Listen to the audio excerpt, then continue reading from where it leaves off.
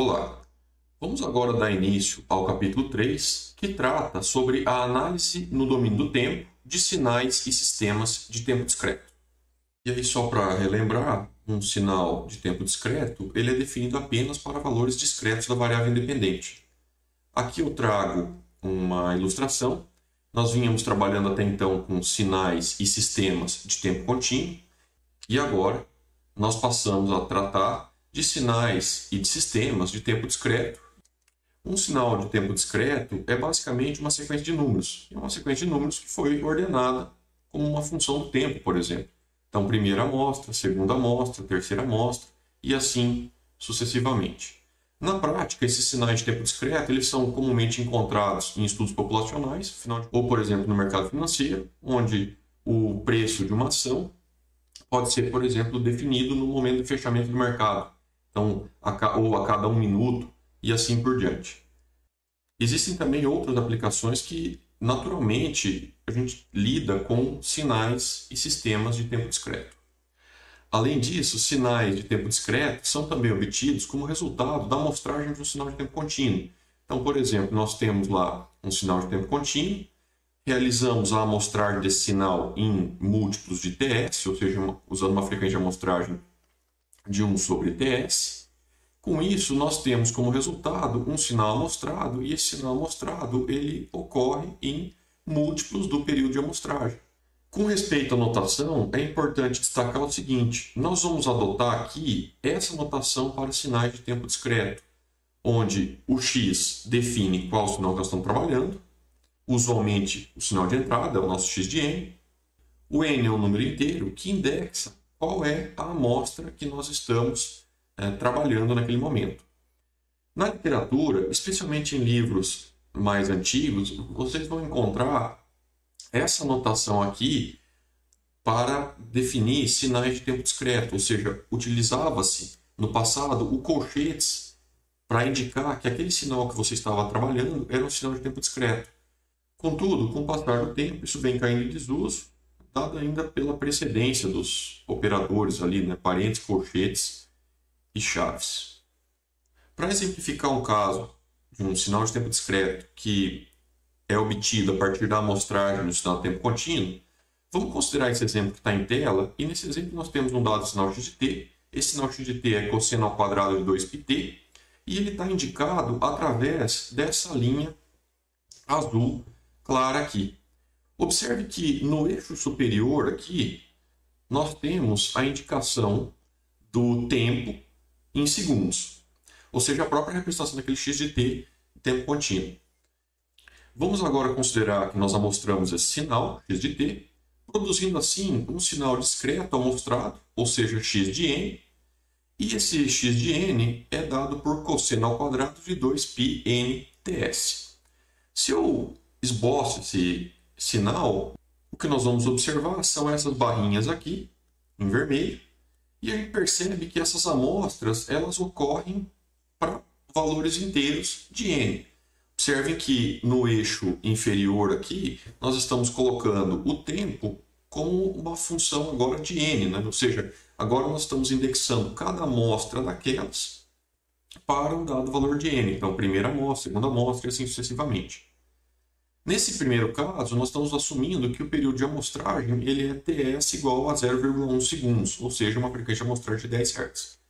E aí, o que a gente consegue perceber aqui é que dentro de um intervalo de 1 segundo, nós temos, por exemplo, 10 amostras do sinal discreto equivalente, que é resultante desse processo de amostragem. Agora, vamos assumir que nós amostramos esse mesmo sinal com uma frequência maior, ou seja, nós amostramos agora com uma frequência de 20 Hz. Com isso, o período de amostragem agora é 0,05 segundos.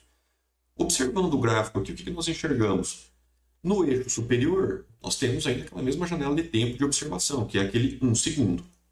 Só que se a gente olha agora em termos de amostras, o que nós percebemos? Como nós estamos amostrando a uma frequência maior, para aquele mesmo 1 segundo, nós agora estamos produzindo 20 amostras daquele sinal amostrado. Então, primeira amostra, segunda amostra, terceira amostra, e assim sucessivamente. E daqui em diante, nós vamos trabalhar com essas amostras do sinal indexadas ali em valores inteiros. E nesse contexto, quais seriam os objetivos desse capítulo? Então, primeiro, revisar as formas de classificação de sinais, como sendo um sinal de energia, de potência, causal, não causal, periódico e assim por diante. Revisar alguns modelos úteis de sinais, por exemplo, degrau, impulso, exponenciais complexas. E também revisar como que a gente faz aquelas operações elementares envolvendo sinais, por exemplo, deslocamento, reversão no tempo, atraso e assim por diante. Outro objetivo seria discutir sobre a periodicidade de uma senoide de tempo discreto, e nesse ponto nós vamos observar que nem toda senoide, cossenoide ou exponencial de tempo discreto é periódica. Existe um requisito específico para que essa senoide, cossenoide ou exponencial seja periódica. Nós vamos verificar isso no capítulo, e isso difere bastante do caso do tempo contínuo. Nós vamos também revisitar como que a gente classifica os sistemas, como linear, não linear, invariante, variante e assim por diante, olhando tanto para a relação de entrada e saída do sistema, quanto para a resposta ao impulso do sistema. A ideia também é adaptar aquela operação de convolução, que nós já havíamos definido para sinais e sistemas de tempo contínuo, agora pensando no caso de sinais e sistemas de tempo discreto. E por fim, nós vamos discutir nesse capítulo alguns aspectos relacionados à interconexão de sistemas. Portanto, fica evidente que o objetivo agora é adequar aquele ferramental desenvolvido até aqui para lidar com sinais e sistemas de tempo contínuo para o caso de sinais e sistemas de tempo discreto. Então vamos começar adequando aqueles conceitos sobre a classificação de sinais de tempo contínuo para o caso agora de sinais de tempo discreto. Então a primeira classificação de um sinal seria como sendo periódico ou aperiódico. E a gente sabe que um sinal é dito periódico quando ele se repete depois de um dado intervalo no tempo. Nesse caso, o intervalo no tempo é definido como período fundamental, e o período fundamental é dado pela variável n0. E a representação matemática da periodicidade é dada por essa relação aqui, onde o x de n é igual a x de n mais n0, sendo n0 um número inteiro, e essa relação tem que ser válida para todo n. Caso ele não satisfaça essa relação, o sinal então ele é dito aperiódico, ou seja, não existe um valor n0 que satisfaça essa definição de x de n igual a x de n mais n0. Aqui eu trago um exemplo de um sinal periódico, e a gente observa que esse sinal periódico ele vai se repetir aqui depois de 20 amostras. Então, o n0 aqui seria igual a 20. Por sua vez, na direita aqui nós temos um exemplo de um sinal não periódico. E esse sinal ele foi gerado como uma sequência de números aleatórios. Então, com isso, a pergunta aqui seria: o sinal A ele é periódico ou não periódico? E o B é periódico ou não periódico? E qual seria o período fundamental caso seja periódico? Então, fica bastante evidente que o sinal do item A ali é periódico. Afinal de contas, a gente percebe que ele vai se repetir aqui na quarta amostra. Ou seja, ele começa novamente a ter o mesmo comportamento aqui na quarta amostra, depois começa a ter o mesmo comportamento aqui na amostra número 7 e assim por diante. Então, com isso, a gente poderia afirmar que o período fundamental do sinal é 0, 1, 2, 3, ou seja, n0 igual a 4. Então, o sinal é periódico e tem um período fundamental igual a 4, afinal de contas, ele começa a se repetir na quarta amostra. Por sua vez, o sinal expresso no item B aqui, ele é não periódico, afinal de contas, a gente não consegue identificar qual é o padrão de repetição desse sinal. Então, nesse caso, poderia dizer que o sinal é não periódico. Então, fica aqui o resultado, assim como a gente já havia discutido. Os sinais eles podem ser classificados também como causais, não causais e anticausais. Um sinal ele é dito causal se ele atende essa relação aqui, ou seja, se o x de n ele é 0 para n menor do que 0. Ou seja, o x de n ele assume valores nulos para a esquerda aqui, ou seja, quando n é negativo. E ele vai ter valores não nulos, por exemplo, para a direita aqui do meu eixo y. Por sua vez, o sinal ele é dito não causal quando ele tem valores não nulos para ambos os lados, ou seja, tanto para valores de n negativos quanto para valores de n positivos. Então, um sinal que seria não causal, ele teria valores não nulos para um lado aqui do gráfico e também valores não nulos para o outro lado aqui do meu eixo N. E por último, o sinal ele é dito anticausal quando ele tem valores não nulos apenas para valores negativos da minha variável independente N. Ou seja, ele é não nulo apenas para N negativo. E ele assume valor zero para N positivo. Como exemplo, eu trago aqui esses sinais A, B, C, D e E. E a pergunta é, classifique esses sinais como sendo causal, não causal ou anticausal.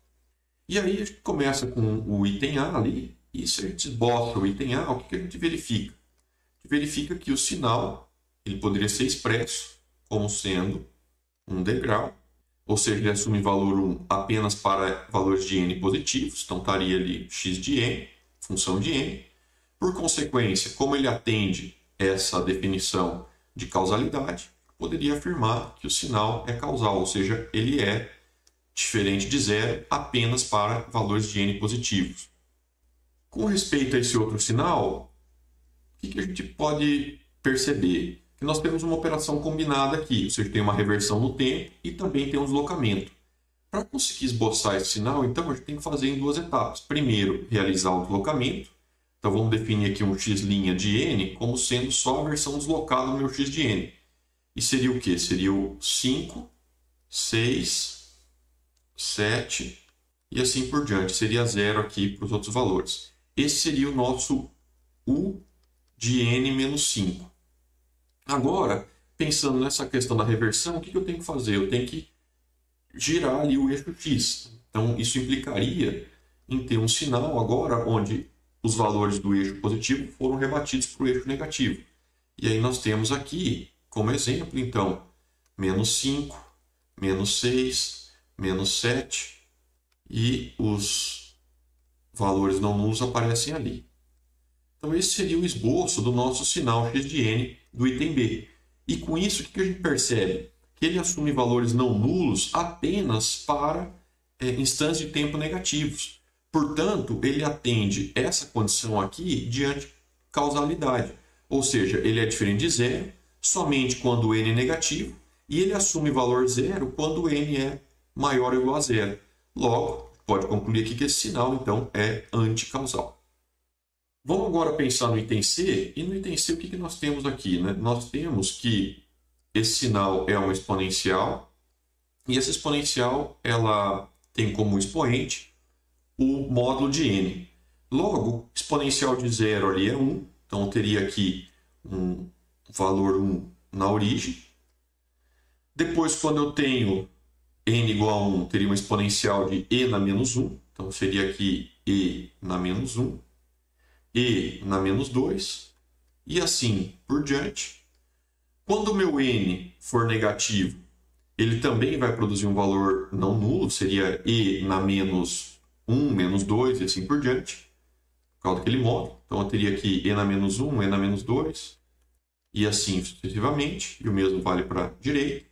E com isso, o que eu percebo? Que esse sinal ele é não nulo tanto para o eixo negativo quanto para o eixo positivo. Logo, a conclusão que nós temos aqui é que ele é não causal. Esse próximo exemplo, o que nós temos aqui? Né? Nós temos que esse sinal x de n ele seria dado por algo do tipo e elevado a menos 1 aqui, porque quando n for menos 1, essa função degrau ela vale 1, vezes e elevado a menos 1, ali que o menos 1 apareceria na exponencial também. Depois, para n igual a zero, o que nós teríamos aqui? U de 1 vezes e elevado a zero. Então, isso daria aqui e elevado a zero. Para n igual a 1, o que nós vamos ter? 1 mais 1 aqui vai dar 2. U de 2 é 1 vezes e elevado a 1. Então, eu teria aqui e elevado a 1. E assim por diante. Para n menos 2, o que vai acabar acontecendo aqui? Né? Quando n for menos 2, vai ficar menos 2 mais 1. Ou seja, u de menos 1, e a função degrau, quando o argumento é negativo, assume valor zero. Logo, aqui seria zero, menos 3 é 0, 0. Logo, a gente observa que o sinal tem valores não nulos tanto para o eixo negativo quanto para o eixo positivo, E com isso a gente conclui também que esse sinal ele é não causal. Para encerrar, vamos agora tratar do item E. E o que nós vamos ter no item E? Vamos desenhar aqui. Nós teríamos uma função degrau com um atraso de 10, ou seja, ela vai começar a produzir valores não nulos aqui quando o n for 10. 10 menos 10 é 0, o de 0 é 1, então estaria aqui x de n. Então ela vai produzir 10, o 11 e assim por diante. Vou colocar aqui 15 e vai seguindo.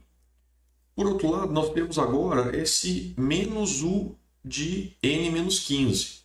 Quando que esse u de n menos 15 vai produzir o primeiro valor 1? Né? Quando o n for 15. Daí 15 menos 15 é 0, o de 0 é 1.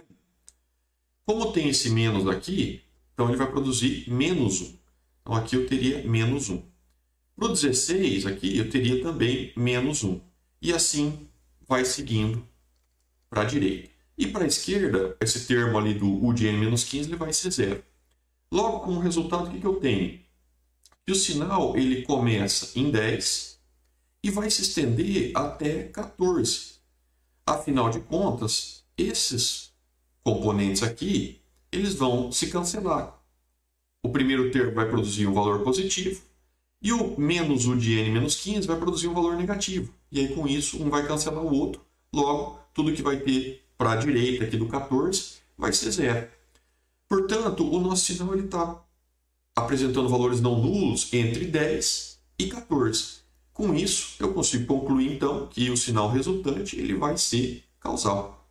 Afinal de contas, todas as amostras não nulas desse sinal ocorrem para valores de n positivo. Aqui eu deixo as respostas, caso vocês queiram conferir também, mas é bastante simples, e vocês percebam aqui que as definições elas são as mesmas do tempo contínuo, só adaptadas agora para o caso de tempo discreto. Os sinais de tempo discreto podem ser classificados também como sendo pares ou ímpares. Um sinal ele é dito par quando ele satisfaz essa relação aqui, ou seja, x de n é igual a x de menos n. E aqui eu trago um exemplo de um sinal par. O que a gente observa? Que o que ocorre para n positivo é exatamente igual ao que ocorre para valores de n negativos. Ou seja, o sinal ele é simétrico em torno ali do meu eixo y. Então, o que acontece aqui é igual ao que acontece ali. Por outro lado, o sinal ele é dito ímpar quando o que ocorre no eixo positivo é o oposto do que ocorre para o eixo negativo. Então, o que eu observo aqui? Que as amostras elas são todas positivas, enquanto que para n negativo, todas as amostras são negativas. Um sinal ímpar ele satisfaz essa relação aqui, ou seja, x de n é igual a menos x de menos n. A mesma definição que a gente tinha lá no caso de tempo contínuo. Qual que é a questão aqui? Um sinal ele não necessariamente ele é par e não necessariamente ele é ímpar. Ele pode não ser nem par nem ímpar. Contudo, todo sinal pode ser decomposto em parte par e parte ímpar. O que nós temos aqui? Que o x de n ele pode ser expresso como a soma do x par, ou seja, a parte par do x de n, mais a soma do x ímpar, ou seja, a parte ímpar do x de n.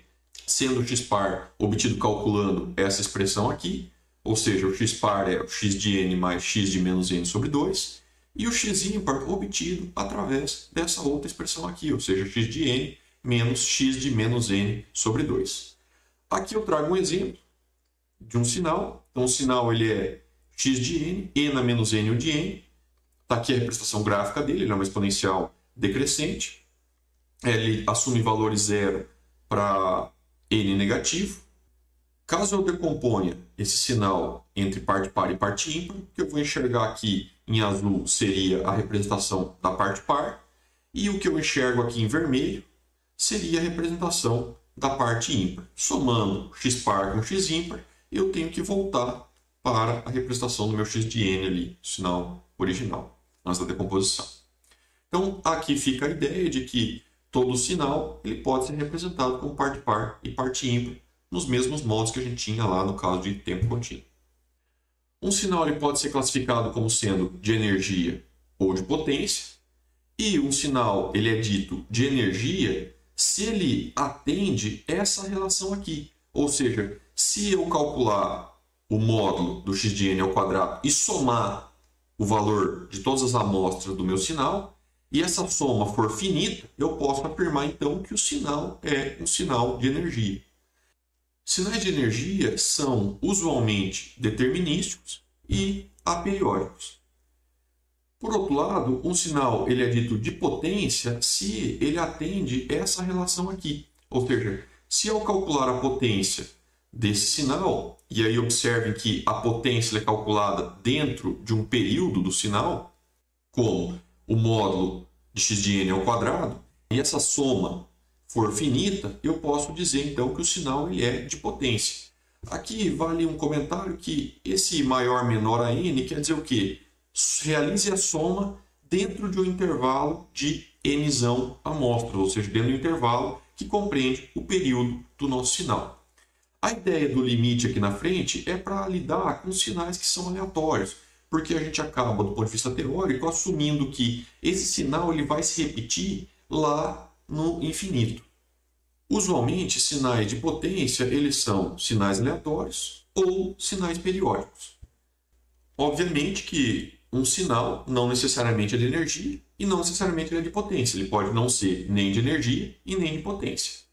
Um aspecto interessante aqui, e o mesmo vale para as outras classificações que nós já vimos até aqui, é que essas expressões se assemelham muito com aquelas que nós tínhamos lá no caso de tempo contínuo. O que foi feito? Bastou substituir a integral pelo somatório. Então, só para relembrar, nós tínhamos lá no caso de tempo contínuo que a energia do sinal ela era dada como a integral de menos infinito mais infinito de x de t ao quadrado dt. Como agora o nosso sinal ele é discreto, ou seja, a variável ali independente ela assume apenas valores inteiros, não faz mais sentido calcular a integral e a gente substitui isso por um somatório, ou seja, realizando a soma dentro desse intervalo ali. Da mesma forma, a potência ela era calculada como sendo o limite de t tendendo a infinito, 1 sobre t, a integral em t, ou seja, dentro de um período do sinal, x de t ao quadrado dt. E aqui é a mesma coisa, bastou substituir no lugar da integral, coloco o somatório para realizar essa soma dentro de um período do sinal. Aqui eu deixo dois exemplos para classificar o sinal como sendo de energia ou de potência. E como que a gente faria isso? Realizando a operação para avaliar. Então, nesse primeiro caso, vamos verificar se o sinal ele é de energia. Então, a energia seria dada pelo somatório de n menos infinito até mais infinito, de x de n ao quadrado. E aí, o que a gente percebe? Que esse sinal ele assume valor zero para n de menos infinito até zero e também assume valor zero de 6 até infinito. Logo, as únicas amostras não nulas são essas que estão contidas entre o 1 e o 5 aqui. Portanto, não tem por que realizar esse somatório de menos infinito mais infinito, dado que os outros valores são não nulos, vamos realizar esse somatório apenas no intervalo de valores não nulos. Então, o que nós teríamos aqui? Módulo ao quadrado do x de 1 mais o módulo ao quadrado do x de 2 mais o módulo ao quadrado do x de 3 mais o módulo ao quadrado do x de 4 mais o módulo ao quadrado do x de 5. E aqui que nós verificamos aqui, né? Que o nosso x1 é 1, então ao quadrado seria 1 também. O x2 aqui, ele é 2, ao quadrado vira 4. O x3 assume valor 3, ao quadrado vira 9. O x4 ao quadrado vira 16. E o x5 ao quadrado vira 25. Portanto, o que nós teríamos aqui é que a energia do sinal ela é 55. E esse valor obtido para a energia, ele é menor do que infinito. Portanto, o que a gente consegue concluir é que o sinal ele é de energia. Uma vez que a gente consegue determinar que ele é de energia, ele não é de potência. Essas duas classificações são mutuamente exclusivas, nós já falamos disso lá no capítulo 1. Portanto, nesse caso, não tem por que eu calcular a potência dele. Afinal de contas, a gente já caracterizou ele como sendo um sinal de energia. Pensando agora no segundo problema aqui, no item B, o que nós teríamos? nós observamos que esse sinal ele tem uma característica periódica. Logo, faria mais sentido nós determinarmos a potência do sinal diretamente. Vamos só, antes de fazer isso, verificar como que se daria a energia desse sinal. Então, observem aqui, né? A fórmula da energia é somatório de x de n ao quadrado, certo?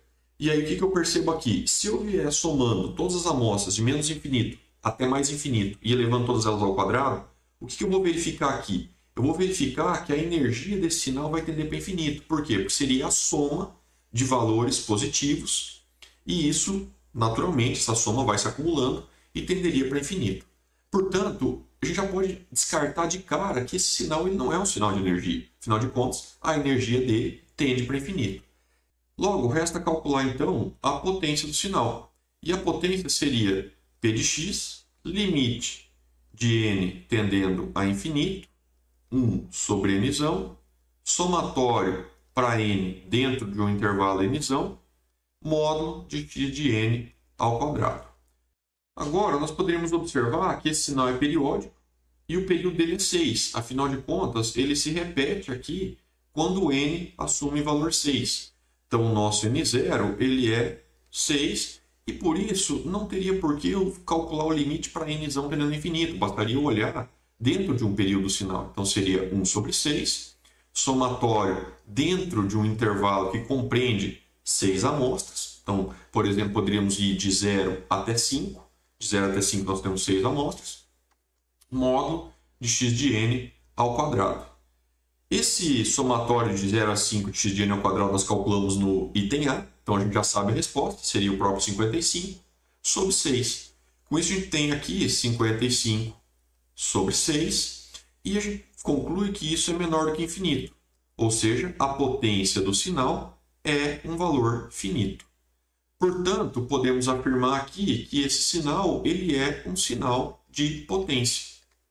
Só para encerrar o exercício, vou deixar aqui mais uma vez o reforço de que não necessariamente o sinal ele precisa ser de potência e não necessariamente ele precisa ser de energia. Ele pode não ser nenhuma coisa nem outra.